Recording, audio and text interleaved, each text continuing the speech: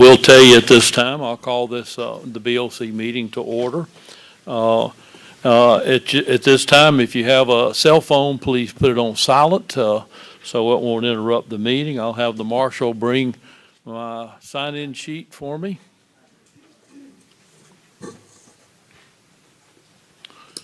Thank you so much. And we have a lot of guests. They're going to introduce themselves to you later on down the road, but Charles Brock, good to see you this morning. And I think the elected officials, one of them that I can see is Sheriff Henson. Good to see you, buddy. And at this time, we're going to have Stan Pittman come up to the podium. There you go. You're already pretty much there. I'm going to get everybody to stand, and he's going to open us up in prayer and then a pledge allegiance to the flag. But he's at Tabernacle Baptist Church in Hiram. He's a members cares and mission pastor. Yeah. How long you been doing that? About 9 years. 9 years. Yes, Still married. I think I've introduced him many times before, but how's all those grandkids doing? Doing great. We're getting ready to have our 5th great grandchild. Is that right? Yeah. Boy, y'all have been productive. I can tell you that. You love recreation. You love walking. You stay on the Yes. Silver Comet Trail. Do you Yes, walk sir. right there? Yes, sir.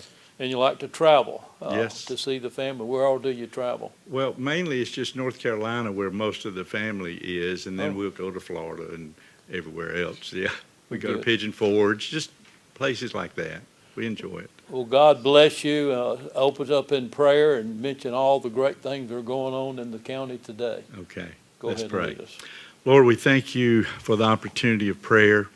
Thank you, Lord, that we can come boldly before the throne of grace in time of need. And Lord, you know we have needs. We're human. We certainly appreciate this opportunity to pray. Lord, you know the needs that are around us. We think of someone had mentioned Sandy Kager, who's under the weather, just not feeling well. So I pray that you be with her today. Lord, I think of also the voting that's going on around, even at our church. We've seen a number of people coming. Praise the Lord for that. I want everybody to vote that can vote. We thank you for that. Lord, you know all the needs that are around here today. There's needs in here probably that we don't even know about, but you do. So Lord, bless in this time. I pray that you give wisdom, direction, guidance, whatever is needed in this meeting today, that it would be profitable for the cause of Christ. And we'll thank you for what you do. In Jesus' name, amen. Amen. I pledge allegiance to the flag of the United States of America and to the republic for which it stands, one nation, under God, indivisible, with liberty and justice for all.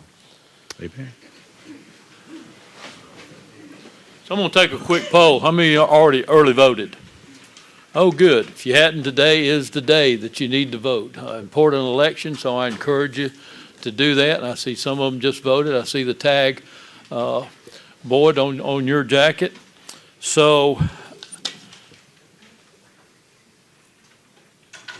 I think the next is a reminder on the back table. You have the minutes for your review, February the 24th, 2026, the work session minutes, and also February the 24th, 2026 board meeting minutes are for you. Be sure and grab a copy of that. Announcements, Team Paulding, I think we're fixing to watch that. It's going to be pretty exciting what went on last week. Go ahead and roll it, guys.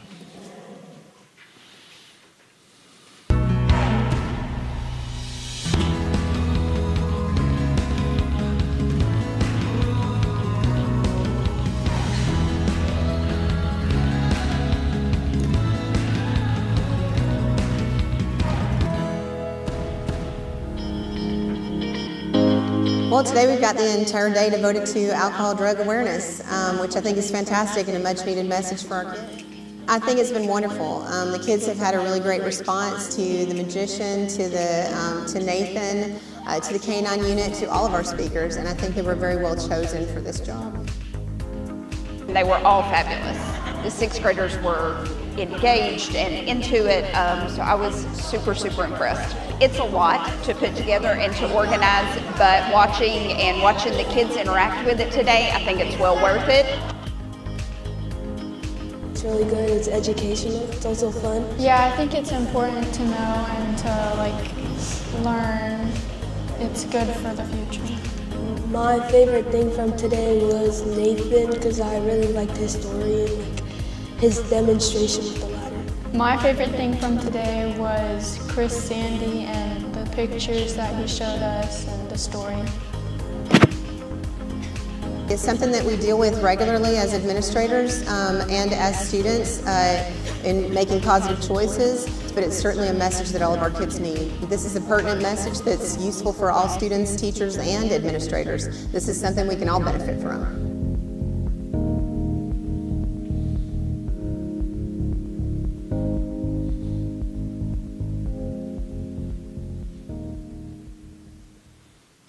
Good job. And as you know, I try to track, even though there's a lot of people here, a lot of people can't make it, so they watch it online. And I do want to tell you, because this is exciting stuff, more people are participating in what's going on in our county through the Board of Commission meetings. Last month, we had 2.4 people who actually viewed it online, and that's just the BOC meeting. Then you got the combined of Facebook and everything. It was almost 8,000 people. So we're running in that arena. It's also closed captions for the people that need to see that. But the one I really like was the recap on the video news. That's when our communication team actually goes through it and do that. We've had as many people who viewed it online, a little bit over what went and looked at the recap. So if you hadn't ever done that, I encourage you to do that. The Board of Commissioners would like to present a proclamation to Jessica Edwards, Director of Paulding County Department of Family and Children's Services.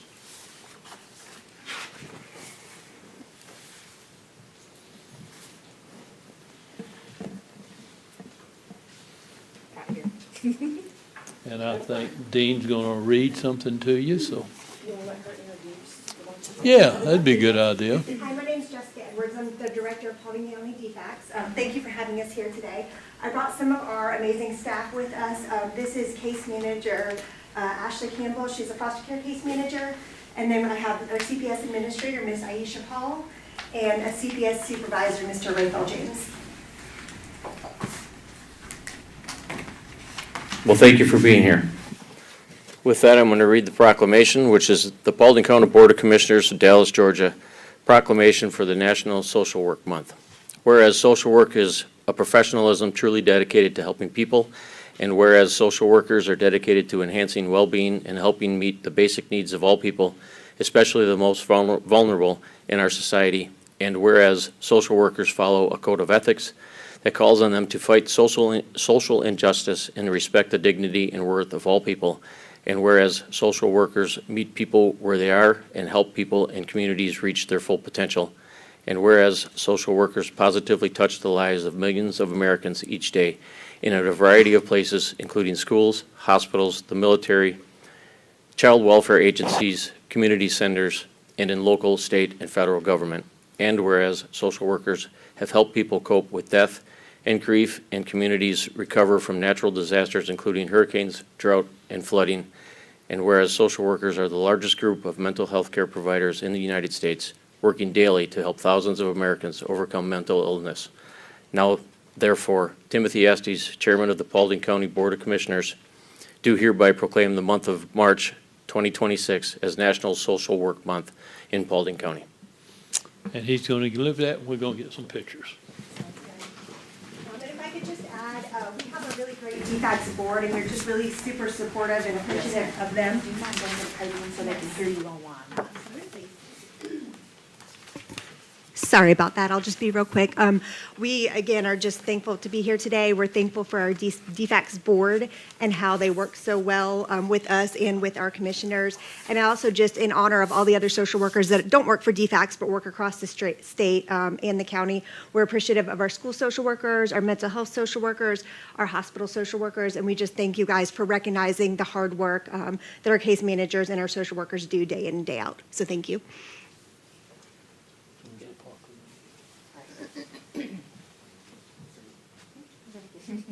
I'll present that to you.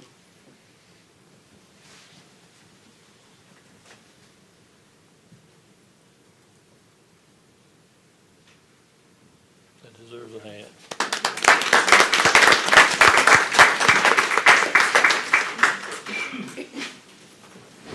Mr. Chairman, if I could real quick, I would like to add, Okay. when I got elected 5 years ago, we had some concerns with some of the things that we were interacting with the DFACS. Since Jessica's come on board, it has been 180 degrees. I cannot thank her enough and the board enough. I know Commissioner Caker and I had gotten involved a lot with the DFACS board. Those guys do a great job. So thank you guys for all that you do. You bet.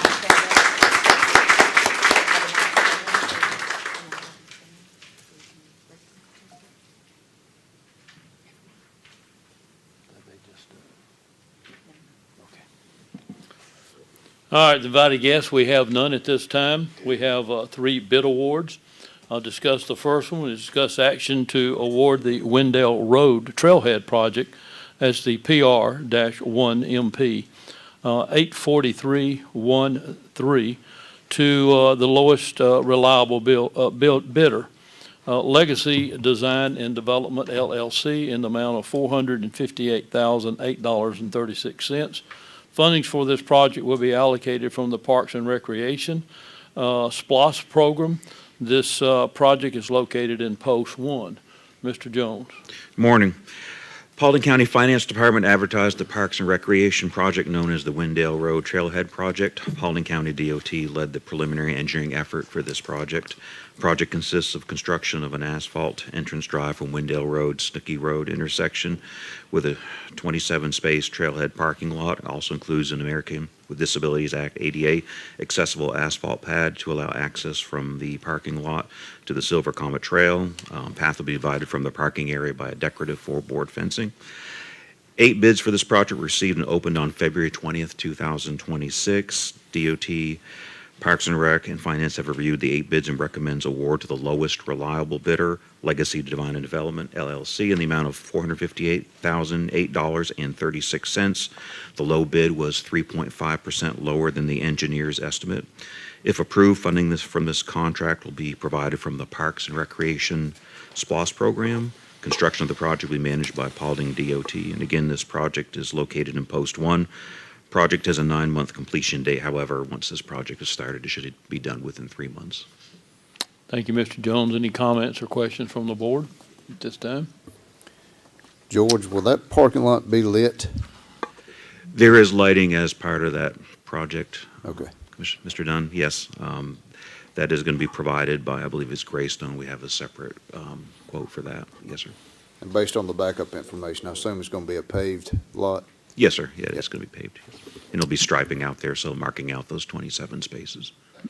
But no cameras at this time, right? No, sir. Not unless you bring your own camera out there and start filming people. Okay, next, thank you, Mr. Jones. And next, we'll discuss action to award the FY 2026 countywide mowing and a shoulder maintenance project to the lowest reliable bidder. That would be AAA Landscape Management in the amount of $1,064,620. The contract provides multiple cycles of mowing, trimming, and litter pickup for 520 miles of county road and 21 miles of four-lane state highways. If approved, the funding will be this project will be provided from the general fund. Project is located in all four posts. As you stated, this item is for the awarding of a one-year contract performing right-of-way shoulder maintenance services for the county, which includes mowing and litter pickup. The contract does have the option for renewal period for up to 2 additional years at the discretion of Paulding County. The Paulding County Finance Department advertised the Department of Transportation project known as the 2026 Countywide Mowing and Shoulder Maintenance Project. Bids were opened on January 16th, 2026.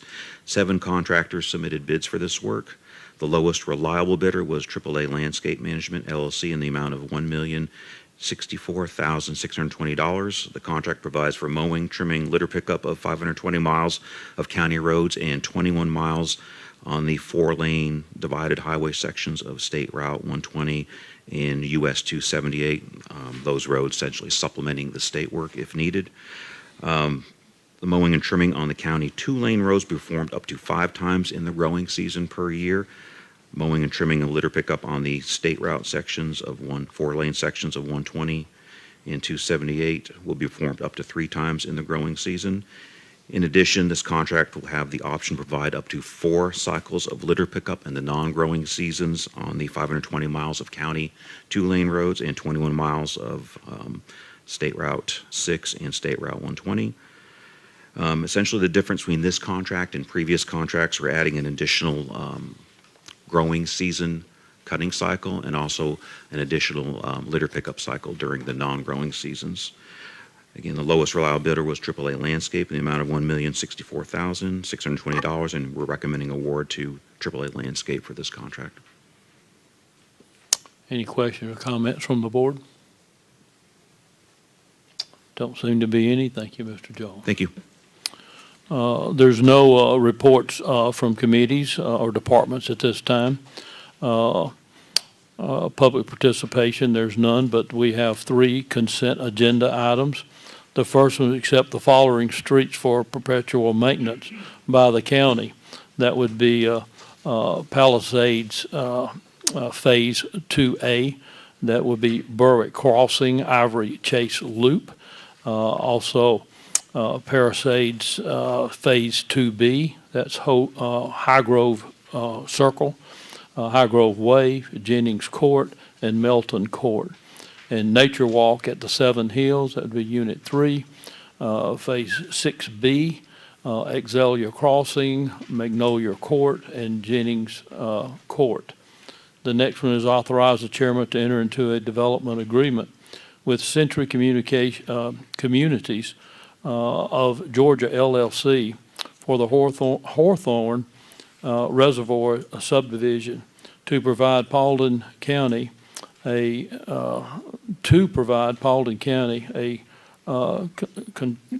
contributing of $650 per lot for 120 lots, which equals out to $78,000. And this project is located in Post 1. Next is, and the last one is to approve the amendment Community Development 2026 building permit fee, scheduled to include the electrical maintenance and the plumbing fee schedules to be effective on March the 11th of 2026. In those 3, would any of the commissioners like to move any of these items or discuss them to a new business? No, at that time. No old business, and we do have 11 new businesses to discuss. First one is to discuss action to approve the chairman to authorize a change order to reallocate the amount of $232,400 for the additional engineering, design, and construction administration with Croy Engineering for Phase 2 of the Richland Creek Park project. This project is located in Post 4. Mr. Justice. Good morning. Back in September of '23, the board authorized a design and engineering contract with Croy, approved that for the first phase of the construction of the Richland Creek Park. In that contract, there was funding allocated for some redesign, if you will, of the existing house that's there. After many months of discussion internally and with you guys and previous administrations, we determined that we don't need to spend those dollars right now. So this change order is basically reallocating that amount listed to go to additional design in engineering and construction administrative services to be completed during this phase. It's not an additional cost that we're asking for. We're just reallocating that. And since it was called out in that original contract, we need to make sure that it's accounted for properly. Any questions or comments from the board? Thank you, Mr. Justice. Yes, sir. The next one is discuss action to authorize the chairman to enter into a contract with Hydro Engineering for testing services as a part of the Richland Creek Park construction project in the amount of $60,796. Funding for this project will be allocated from SPLOST, and this project is located in Post 4. Mr. Justice. This is the same park project, which is beginning next week, actually, to start mobilizing. This is third-party independent testing. So we don't want the contractor hiring their own testing firms. We want to do that ourselves. So that's what this is. We solicited from 2 other companies. We only had one response, and that was from Hydro. We've worked with them in the past and are completely comfortable with what they did for us. Any questions or comments? Next, we will discuss action to approve the intergovernmental agreement with Paulding County Hospital Authority supporting the 2026B revenue tax certificates in the amount not to exceed $220 million for the Paulding County Wellstar expansion, including the expansion of renovation of the existing hospital, build a new clinical and bed tower, the added 45 short-stay general inpatient hospitals. Get you, and we've got the board up there. Do you want introduce yourself as you go? Todd, good to see you, buddy. Excuse me. I'm Charles Brock. I am the Paulding Hospital Authority representative to the Board of Trustees of Wellstar. And going back to 2012, the original ask of the commission, when we built the first tower, it was $130 million. The county underwrote $31.5 million of the $130 million. Since that time, Wellstar has refinanced the hospital. Paulding County has been relieved of that obligation of $31.5 million. This new tower, and I'm going to let everyone introduce themselves in just a minute, is $300 million. That's the CON amount that was presented. We're asking for $61 million guarantee from Paulding County. The reason for that is you can bypass the CON, which is years and years and years of approval, by the county guaranteeing 20%. So 20% of 300 would be 60. So 61 million is the amount. All right. I will say this, that Wellstar is putting $80 million of cash. The bond issuance is for $220 million. Wellstar is an $8 billion revenue corporation with $5.3 billion in assets, net assets. So the income stream of the entire Wellstar system is the backing of these bonds. So the county has 61 million, and you understand Paulding County Authority owns the hospital and all those grounds. So this tower is 300 million. The original hospital was 130. So the county would stand to gain $700 or $800 million worth of assets if, in the worst case backstop scenario, Wellstar could not perform on these bonds. Then the county would own this. So this is Todd Kennedy, and this is our bond guy. This is the CFO. If y'all have any questions, we'll be happy to attempt to ask them. I'll go ahead and introduce myself. My name is Matt McCabe with Norton Rose Fulbright. It's good to be here again. I was here last year on another bond matter, so it's good to see all of you again. And this one's particularly exciting because of the magnitude of it and certainly the impact it'll have for the county. As you can see, the construction crane up there, already work underway. The first of the resolutions relates to the intergovernmental contract that Mr. Brock was referencing, and it would, under the certificate of need law, it requires that in excess of 20% of the certificate of need, which was just under $305 million for the construction process, that's how we get to that $61 million amount that the county would support. But, you know, as in 2012, it's integral to Wellstar being able to expand, and it's integral in being able to proceed with the project that, one, the county indicated its support via letter to the Georgia Department of Community Health a few years ago. That was huge in getting that certificate of need, and this is the finishing part of the process to get the county's approval for entering into the intergovernmental contract that is with the hospital authority, which, as Mr. Brock mentioned, actually owns the real property that the assets are on. Todd?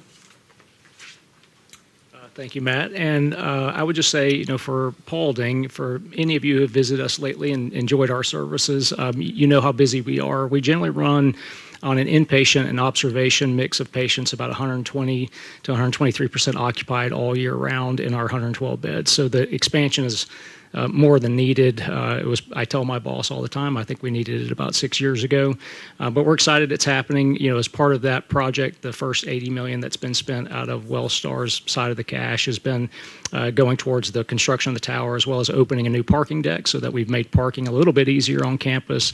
But as we go into the phases of this new tower, especially in the second phase, we look to expand parking even then. So, but in this first phase, we'll net 56 net new beds in operation. We will also expand our cardiac program, so we'll have more cath lab availability. Currently, we run 2 cath labs pretty much around the clock. We'll move those to 4, and then we'll have an expansion of our diagnostic program as well. So our outpatient and inpatient diagnostics will expand. We currently run our outpatient diagnostics 7 days a week to 11 o'clock at night. That's highly unusual, even for a freestanding diagnostic center to do so. So again, the volumes are kind of dictating the growth. Congrats to this council, because y'all have grown Paulding overall, and as it's grown, we're doing our best to keep up. But we're excited about the partnership and hope you will approve the bond issuance. Thank you. I'll just introduce myself real quick. Elisa Moore, CFO, and I would be remiss not to mention that based on the growth opportunities, we will return a positive margin year 1 of this project. So continual growth and return on investment for us. So thank you. Good. Any questions? I just want to say that I really appreciate all these folks that are here and all the people of Wellstar. They have done an excellent job. And I was so proud to see in Georgia Insider last year, they were named the top hospital in the state of Georgia by patient reviews. And that is wonderful. I'm glad that I personally was able to contribute to their income stream recently. and they do an excellent job, and a great team and part of a very good network. And so anyway, I just wanted to voice that appreciation to them. I will tell you, I spoke at one of our local nurses' graduation this past Saturday, and they're excited about your expansion. So we're looking forward to having more of our local people work in the county. So thank you for that. Any other comments or questions? If y'all will stay up there, I'll read the next one. Discuss action to adopt resolution 2026-09.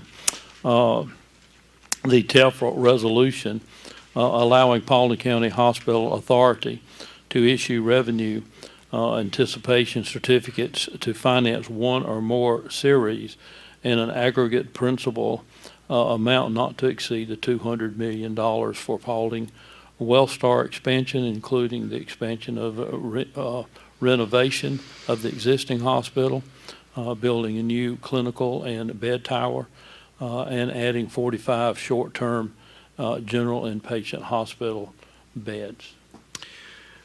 Thank you, Mr. Chairman. Now, this one is more of the legal in nature one because it's a requirement of the tax code under the Tax Equity and Fiscal Responsibility Act from back in 1986. There was a requirement that when bonds are issued that will bear a tax exemption that are called private activity bonds, there has to be a public hearing and opportunity for the public to comment on it before the applicable elected representative, which is this board, approves the plan of finance. And so that hearing was held late February after a notice was published in the Dallas New Era. No members of the public appeared to comment.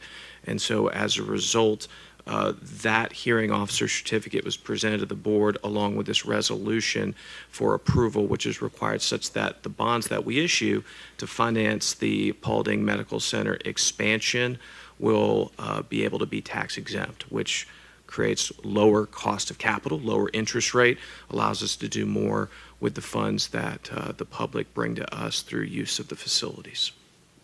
Happy to answer any questions. Any questions or comments?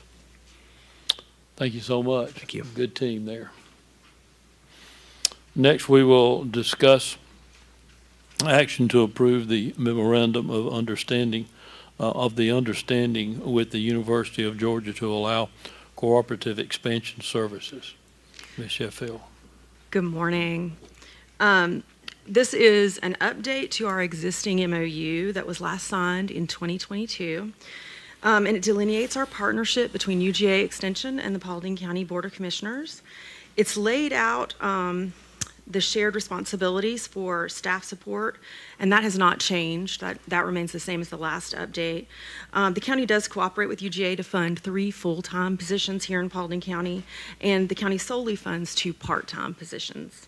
Additionally, the county provides our space for operating and the expenses for our ops operation, including utilities and phones and internet, as well as some travel funds and training funds, supplies, and we do have support for 1 vehicle through the county, our 4-H van.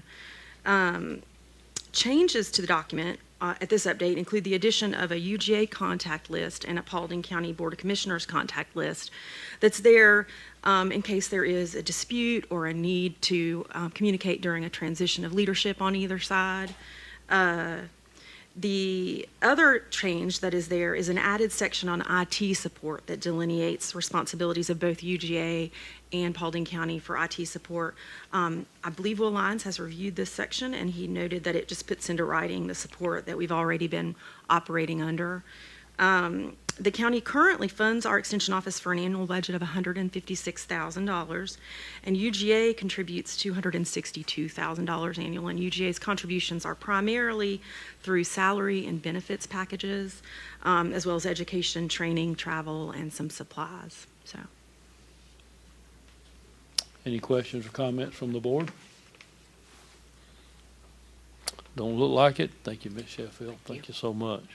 Next, we will discuss action to adopt Resolution 2026-10, a resolution and order authorizing condemnation of a tract of land for the coordinates improvement along the Highway 101 from Crossroads Church Road to Golden South Parkway, comprised of .648 acres of right-of-way, 6.7 acres are temporary easement, being project parcel number 13, tax parcel number 124.3.3.019.quad 19th District, 3rd section of Paulding County, Georgia, by the declaration of taking the method pursuant to the provision of OCGA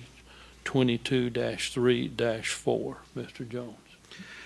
Paulding County DOT has developed engineering design plans for corridor improvements on State Route 101 from Crossroads Church Road to Golden South Parkway, located in Post 2. Project includes construction of a roundabout at a reconfigured intersection of Highway 101, Gold Mine Road, and Holly Springs Road, along with a left turn lane at the intersection of Highway 101 and Crossroads Church Road. A public information open house was held for this project in November of 2017. Although State Highway 101 is a state road, the Paulding County Board of Commissioners approved moving forward with this project as a SPLOST-funded project, as the project was not included in the GDOT work program. Through the design and permitting phase, Paulding DOT has worked closely with GDOT for approvals. In 2021, the county applied for and was awarded a grant to receive $2 million in state funds towards the construction of this project. With the state funding, Paulding County is required to certify the acquisition of right-of-way per the Georgia Department of Transportation policies. A total of 17 parcels are impacted by the proposed improvement. To date, the county has required 16 of those parcels. Parcel 13 is the remaining parcel for which right-of-way and easements have not been acquired. The property needed for parcel 13 is 0.648 acres of right-of-way and 0.067 acres of temporary easement. The county has engaged with negotiations with the property owner. However, at this time, we have not been successful in acquiring that property. Pursuant to the provisions of State Law OCGA 32-3-34, and upon the existence of appropriate circumstances as set forth, the county is authorized to acquire necessary real property through the declaration of taking method for reasons including but not limited to the judicial ascertainment of all issues pertaining to acquisition. Essentially right now, since to ensure that projects deadlines are satisfied, PCDOT is requesting the Board of Commissioners authorize condemnation proceedings for parcel 13 in the event negotiations remain unsuccessful to acquire right-of-way and easements for this particular project. Any comments or questions from the board? Thank you, Mr. Jones. You can stay up there. The next will be discuss action to authorize the chairman to execute an agreement with Alfred Benich and Company to complete a value engineering study for the Cedar Crest Road widening project from Harmony Church Road to the Cobb County line. That's PI 001370 in the amount of $74,083.48. Funding for this project, it will be allocated from SPLOST. This project is located in Post 1 and in Post 4. Cedar Crest Road is a two-lane minor arterial roadway located in Post 1 and 4 that connects Highway 92 and US 41, providing north-south connectivity to the northern portion of Paulding County. The county is managing funding the Cedar Crest Road widening project from Harmony Grove Church Road to the Cobb County line, which will provide a four-lane divided median roadway with sidewalks, again, located in Post 1 and 4. Project is currently in the right-of-way acquisition phase. Project cost estimates are updated annually to reflect total expenses for engineering, right-of-way, utilities, and anticipated construction costs. This project has GDOT oversight, and due to the federal funding received so far for this project, projects required to follow all GDOT policies, procedures. Per Georgia Code 32-2-41.2, a value engineering, otherwise known as a VE study, is required for all GDOT projects with total cost exceeding $50 million, other than design, build, and public-private partnerships. The Cedar Crest Road widening project current estimate for all phases is $56 million, thereby requiring the completion of a VE study. A VE study is a systematic, multidisciplinary review of project design which identifies alternative methods that can achieve the same function at a lower cost, intended to maximize value by optimizing quality, performance, and maintaining the same quality. Essentially looking at ways to construct the project while saving money, but also not hurting it. So you may have 12-foot lanes, you might be able to reduce it to 11. You know, that's not going to affect negatively, in fact, the capacity or safety. You can't take a 12-foot lane and reduce it to 6 feet because you can't fit a car on it. So again, practical methods to essentially get the same project efficiency. Paulding County DOT requested a quote from Alfred Benich and Company, who currently holds the VE on-call contract with Georgia DOT to provide VE studies in the metro Atlanta and north half of Georgia. The VE team will consist of 5 members, including a certified value specialist, a certified facilitator, roadway subject matter expert, structural subject matter expert, traffic subject matter expert, and a construction subject matter expert. The proposed cost to complete the VE study is $74,083.48. Requesting the board to approve entering into contract with Alfred Benish for the completion of the VE study in the amount of $74,083.48. Slip of the tongue. If this is approved, funding will be allocated from SWAS, and again, the project is located in posts 1 and 4. Not 7 million, sorry. Any questions or comments from the board? Not at this time. Thank you, Mr. Jones. Next, we will discuss action to adopt Resolution 2026-11, a resolution and order authorization condemning of a tract of land at the due west for the due west at State Route 92 intersection improving project comprised of .108 acres and permanent easement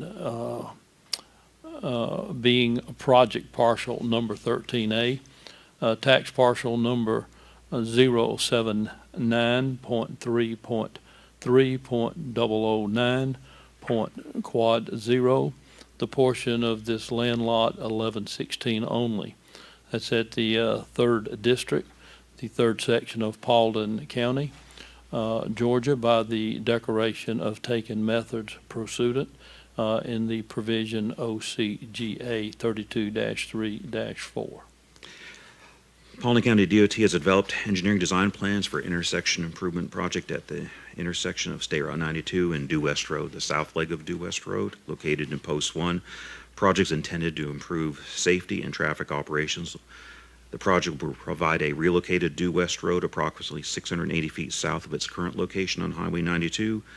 Approximately 2,150 feet of new linear roadway will be constructed for a realigned Due West Road. The new intersection at 92 and Due West will include a traffic signal, right and turn lanes from SR 92 onto Due West Road, and right and left turn lanes from Due West Road onto State Route 92. Paulding County has obtained both a signal permit and encroachment permit from the Georgia Department of Transportation for this project improvement. 12 parcels are impacted by the project. At this time, the county has acquired right-of-way and easements for 10 of those parcels. One of the parcels, parcel 13A, the listed owner is deceased with no apparent heir. For the parcel 13A, the property required for the construction of this project is approximately 0.11 acres, 4,683 square feet. In order to ensure project deadlines are satisfied, PCDOT is requesting condemnation approval by the Paulding County Board of Commissioners for parcel 13A due to the inability to locate an heir for that parcel. Pursuant to the provisions of OCGA 32-3-4, upon the existence of appropriate circumstances as set forth, the county is authorized to acquire necessary real property interest for public road purposes through the declaration of taking method for reasons including but not limited to the judicial ascertainment of all issues pertaining to the acquisition, essentially requesting the board approve the issuance of the declaration of taking and approving the resolution to acquire the property needed on parcel 13A for the construction of the SR 92 at Due West Road intersection improvement project. Good. Any comments or questions from the board? I wanted to ask if it would be appropriate, since we don't really like to condemn people's property, but this guy has passed that owned it. Would it be appropriate to say his name in case anyone in the audience or anyone watching online might know his relatives down the line, so that we could get in touch with them and avoid this whole thing? Is that okay? Yes, ma'am. Yeah, again, there's public record who owned the property. The person listed as the property owner that we were able to determine is Ivy Womack Sr. Ivy Womack Sr. So if anybody knows the relatives of the descendants of him, then that would be great if you would let our DOT know. Yeah. Yes, so ma'am. we could dial direct there. Any other comments or questions for Mr. Jones? Not at this time. Thank you, Mr. Jones. The next would be discuss action to approve a contract not to exceed $48,679 with Aikens Reliance Incorporated for design and bidding subconsultant services for the water and sewer utility. relocations for the Gulledge Road Roundabout and Colbert Road project. This purchase is funded through the Renewal and Extension Fund. This project is located in Post 4. Mr. Wooten. Good morning. Good morning. The intersection of Gulledge Road at Colbert Road is currently a stop-controlled intersection. They're near W.C. Abney Elementary School. Paulding County Board of Commissioners approved a transportation contract on February 3rd of this year for preliminary engineering design services for a roundabout at that location with Atkins. There's about 1,700 feet of, widening that will be impacting water lines. And so we work with transportation to get a quote from Atkins to also do waterline relocation work due to a staffing shortage we currently have, on be able to meet all the deadlines they would like to keep this project moving forward. And so we would like the board to support us having a contract with the utility division of Atkins USA to keep the transportation project going in the amount of $48,679. And the incorporation of these relocations should not impact any schedule that transportation has. And you're working with one contractor. Any questions or comments from the board for Mr. Wooten? Okay, next, just stay up there, discuss action to approve a contract not to exceed $91,988 with Atkins Reliance USA Incorporated for design and bidding consulting services for water and sewage utility relocation for the Dabbs Bridge Road and Harmony Church Grove Church Road intersection project. This purchase is funded through the Renewal and Extension Fund. This project is located in Post 4. Mr. Wooten. Okay, this subject intersection at Dabbs Bridge and Harmony Grove provides connectivity for North Paulding School Campus. The Board of Commissioners back in June of 2020 approved preliminary engineering design services with Heath and Lineback to design the intersection improvements with realignments, lane widenings, and extended turn lanes. The water system, again, has been working with transportation to get quotes to have one contractor over the entire project. This affects approximately 7,800 linear feet of sewer, force main, and water lines. And the quote that was received from Atkins Realis was $91,988. Again, this puts everything under one contractor designing and doing the entire work for the subdivision. And we are requesting the Board of Commissioners approve a contract not to exceed $91,988 with Atkins Realis for design and bidding sub-consultant services for water and sewer utility relocations for that intersection. Thank you. Any questions or comments from the board? Not at this time. Thank you, Mr. Wooten. Next, we will discuss action to authorize the purchase of 62 medical sensors in the amount of $610,000. The price includes the sensor, the gateway, installation, as well as a 5-year maintenance agreement. Funding for this project will be allocated from opioid funds. Sheriff Henson, and you can introduce your guest. Yes, sir. Good morning, Mr. Chairman, Commissioners, Mr. Phillips, Ms. Pollard, and Ms. Meredith. Thank you guys for getting this on the agenda. But before I begin, I want to just take a moment and just recognize Commissioner Caker and just send thoughts and prayers to her with what all she's got going on in her health journey. So we love her, and we're praying for her. So I want to say that before we got started.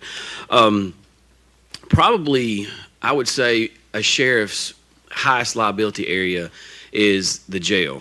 And the reason that is because we are caring for other humans. So this morning we had 273 individuals in our jail, and the main job is to make sure they're cared for every single day. As you all are well aware, jails are full of individuals with various problems, health problems, mental health problems, and a plethora of other types of problems. So one of the things that, obviously we have to make sure of is that they are healthy and okay and get cared for. And so I want to commend Major Pace and Captain Thomas for doing some research and finding a way for us to keep our inmates even safer. So I want to talk to you guys about Reassurance Solutions. So Philip's going to get this pulled up in just a second. We've got a presentation with us today. We've got John Lloyd, who is the CEO, and Miss Crystal Key. They are with Reassurance Solutions, and their company has touchless monitoring. You're probably thinking, what in the world is that? So they've got some, John's going to come up here in just a minute, and he's got a box, and we're going to talk about how this works. I'm going to let them talk about the specifics of the system, but essentially what this does is we're going to put these in our medical cells, in our Supermax cells, and in our bookend area, 62 units. And what this does is touchless monitoring, so it measures heart rate, respiration, movement, things like that. If one of those things cease, it will send an alarm to multiple control stations. That way we can send immediate medical support and jailers into that particular cell to see what's going on. Unfortunately, we have people who attempt suicide. We have people who are coming into our facility, coming through DTs, detoxing from drugs and alcohol. And so these sensors are going to help us monitor. This is not going to negate the human eye that we already have on there. If an individual has a specific thing going on, maybe a suicide watch or a medical watch, we're still going to check them visually every 15 minutes. This gives us additional coverage. And the silver lining is this is not money that comes from our taxpayers. This is money that comes from opioid funds. So we're super excited about that. But essentially what it'll do is it will make sure those inmates stay safe. So I want to bring Mr. John Lloyd up. He is going to talk about the system and the intricacies, how it works, and the technology, because that's what they do.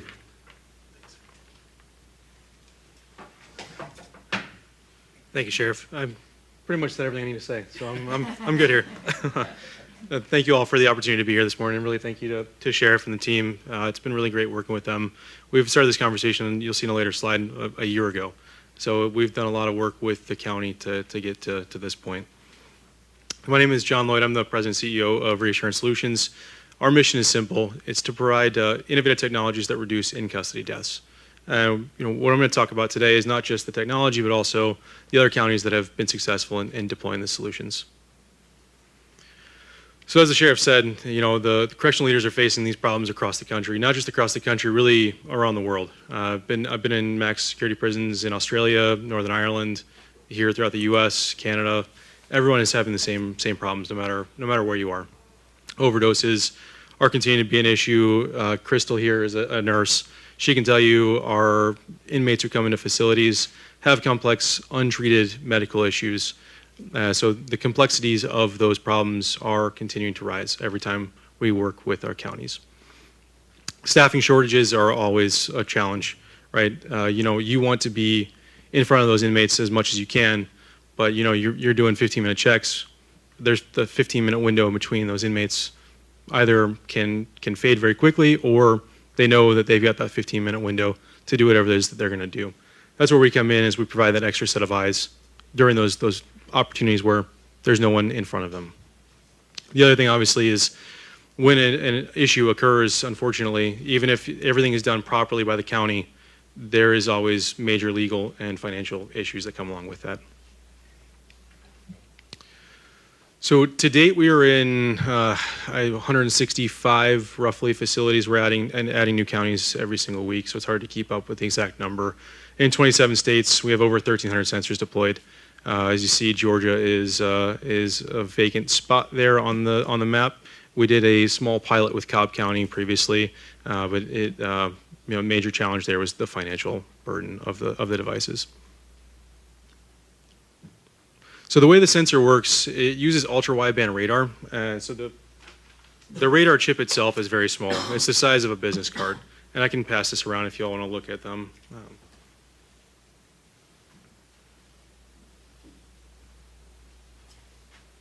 So what it's looking for is looking for micro and nano vibrations emitted from your body, and it's using a patented algorithm then to convert that information into heart rate, breathing rate, movement, and presence in the cell. It's 40 times safer than Wi-Fi. The big thing is it's an FDA cleared device, so which helps with the sole sourcing of the device, which is what is being used to purchase the units. Is that it's the only commercially available FDA approved device for these device or for this environment. So the way it works is when someone walks in the cell, it detects that someone is moving. As soon as they become still, we then detect their heart rate, their breathing rate. If an issue arises, whether it goes their elevated or depressed heart rate, this sends an alert to the officers who can then respond. There's no cooperation required by the inmates, which is really the important part here. Is it's completely contactless, as the sheriff mentioned, and it is the other great thing is it works through everything except for concrete, metal, and water. So if your inmates are underneath a blanket or obstructing the view of the officers, they don't have to go in necessarily to make sure that they're breathing. We can still know that they're breathing even under the blanket. So the way the officers are alerted is through our unified monitoring platform. We have the contactless monitoring sensors. We also offer a wearable device, but that's more for general population inmates or kind of step down inmates after they've been through detox or mental health observation. And then the way that the dashboard will be up at multiple stations, the officers will then get an alert. Most of the time what they do is they'll either send someone down to check on them or go down themselves, depending on the way that the operations are working. And then they'll check to see if they're all right, clear the alarm, or they'll pull them out and call for medical for more assistance. So you can see just kind of a snap viewpoint of what the dashboard looks like. Trying to make it as simple as possible. Green is good, yellow is something is escalating, red is bad. But really it's as easy as possible to minimize the amount of burden that we're putting on the sheriffs and their deputies. We've had years of experience of installing into correctional facilities now. We've learned a lot of lessons over those years. So we install that sensor into a ruggedized enclosure. This enclosure, it's built to be inmate resistant, not inmate proof. There is nothing in this world in my mind that is inmate proof. So we've had very good success with deploying it in these enclosures. If we have to install it on the wall, which I think we're going to have to in a few of the cells here, we have a wedge that we install on top of it, so that way it becomes ligature resistant. Basically, if somebody were to try and tie off on it, it just slides right off. We can go through a lot of those lessons learned if you have any questions about how we install these and make sure that they are as inmate resistant as possible. But the other thing we are working on a new design of the enclosure, so it is already ligature resistant. So it looks more like a bulb or like a security camera type enclosure. That will be coming out later this year. When we have those new enclosures, we'll come out and swap them out from the old ones to the new ones. The big thing that the sheriff mentioned, we're trying to help reduce the issues that arise, right? So we're not going to stop every single challenge that comes up in these facilities, but when an inmate goes into medical distress, oftentimes they're not able to alert somebody because they're either detoxing, overdosing, or any other medical issue. And the nice thing too, we talk about with a lot of our customers, is that this gives the officers the ability to know when someone is actually having an issue, because oftentimes inmates will cry wolf just to get a call out and get out of the facility for a bit. So this gives them that other additional check to say, yeah, I can tell you are in medical distress. This is legitimate, or maybe let's put you under observation for a little bit longer before we determine you need to go to the hospital. So we're trying to get that early interventions really the key here. So provide that oversight and risk mitigation. So as the sheriff mentioned, the 62 sensors in total will be installed here, but I just also want to talk about the process of how we got to this point. So as I mentioned, it's been a year since we had an initial reach out from Captain Thomas. He had gone and visited St. Clair, Alabama, which actually had a recent save from the sensors. An inmate had come in and swallowed a bag of methamphetamine and didn't tell anybody that he had done so. The sensor kept on alarming on a high heart rate. And he would not tell them that what was going on because he didn't want to get in more trouble for having ingested that bag of methamphetamine. So they sent him to the hospital. They found that bag of meth and saved his life. That's just one example of this working. Another example is also in Alabama, Walker County, Alabama. What's interesting, I found out from the airport from a gentleman who lives in Walker County that the story had been published on the local news. An inmate there had overdosed and the alarm went off and they were able to go in and Narcan him. And actually the footage of the officer responding was published on that news story. So it's a really, really great example of these devices working in real time. Not only did we have Captain Thomas go to the facility, we also had one of our installers come out and do extremely thorough testing to the point where you can see in the image the bed is on the side. Chris went underneath the bed and put that mattress there to make sure that the sensor picked up. No matter where he was, whether he was in the shower, underneath the bed, any configuration, didn't matter. We just really wanted to give you all the validation that this is going to work in every possible scenario. So the other key thing is, I know Sheriff already mentioned, it's funded through the opioid settlement fund. So it's, this is a really good use of funds because it does make it a big difference in giving officers that extra chance to save their life.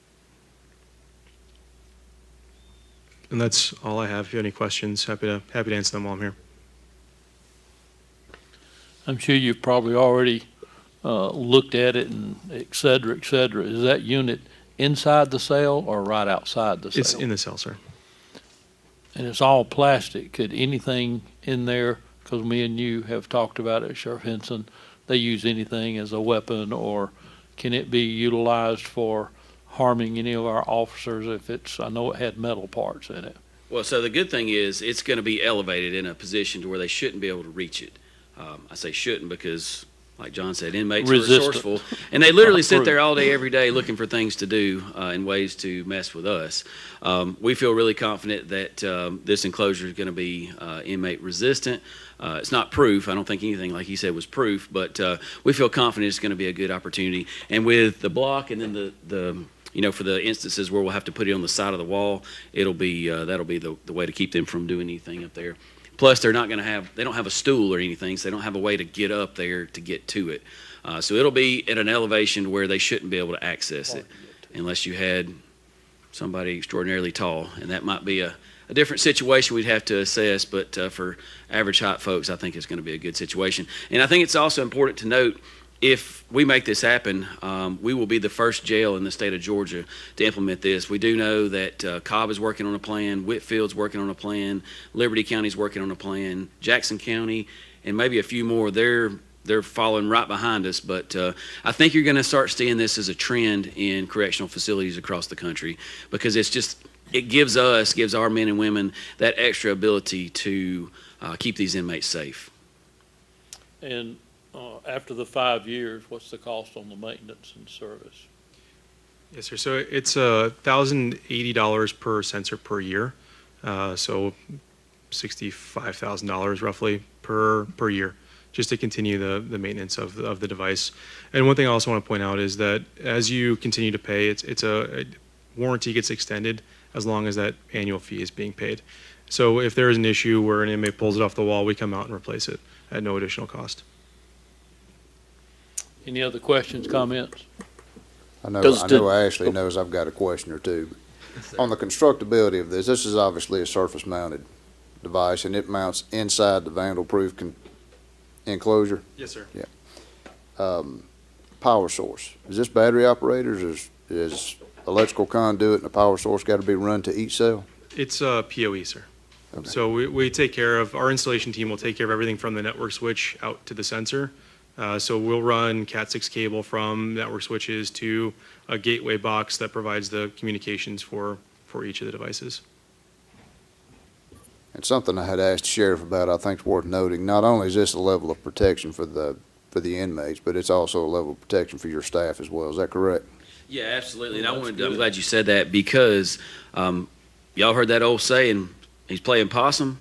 it happens in the jail. These folks are playing possum, and with this system in place, we can know that, hey, they are okay. They're actually breathing. They're just being super still, and maybe they're laying in wait trying to harm one of our deputies or jailers. So this will give us that reassurance, no pun intended, that we know that that inmate is okay and they're not in a medical emergency. Is the perpetual maintenance, is that covered by the opioid funds as well? Do you know? For the first 5 years it is. For the first 5 years, and that's something we'd get with Ms. Pollard on, and looking at the language of the settlement to ensure that we could utilize that money for, any upgrades or additions or things like that, or maintenance. Any other questions, comments? Thank you, Sheriff Henson. Thank y'all. Reassurance group. How come you didn't let your nurse talk? Okay, that is the conclusion of our regular business. Public participation at this time, we have none. I'll ask at this time, is there any comments or announcements that need to be made from the board? Just remember Sandy. Yes, sir, I was just going, just lift Sandy up in your thoughts and prayers. She's going through a lot right now. It's, she's a special lady. She works really hard for Paulding County, so would just keep her in your thoughts and prayers. And I did talk to her right before I came out here. She has good days and bad days, but today she's a good day. So if you do want to reach out to her, I can give you her room number and all the contact information if you just want to say hey and tell her you're thinking of them. We will adjourn. I'll take a motion to adjourn. Nope. We need to remind everybody, if you haven't voted already, I know you said it at the beginning, but I want to say it one more time. Do it, girl. They're open till 7 o'clock tonight at your regular voting place. Don't go to another place to vote. Go to your regular voting place until 7 o'clock this evening for the 14th District replacement for our congressperson. Thank you. And how many polls do we have, precincts are open? Do you know how many? 20. 20. Okay, if there's no other, I'll take a motion to adjourn. Motion to adjourn. And do I have a second? Second. Thank you, Mr. Snyder. All in favor, say aye. Aye. Aye. We're adjourned. Y'all have a good day.